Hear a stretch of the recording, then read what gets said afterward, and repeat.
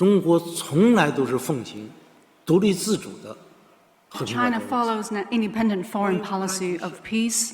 Regarding the situation in Ukraine, China maintains that the sovereignty and territorial integrity of all countries should be respected.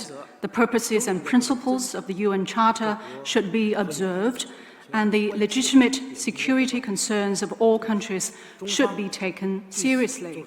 On that basis, China makes its own assessment and will work with the international community to play a positive role for early return of peace.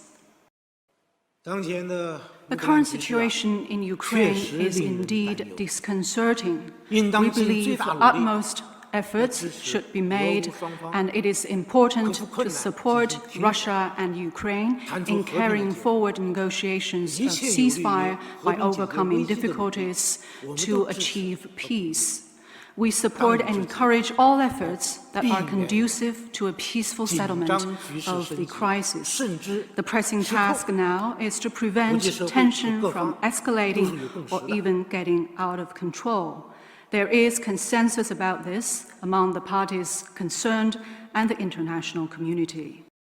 中方呼吁保持最大限度的克制，防止出现 China calls for exercising utmost restraint and preventing massive humanitarian crisis. 应对乌克兰局势的 China has put forward an initiative on the humanitarian situation 已经 there 启动，并将继续 and has provided Ukraine with humanitarian assistance, and China will continue to do so.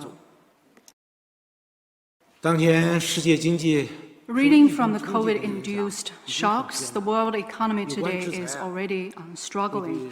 Relevant sanctions will hurt the world economic recovery.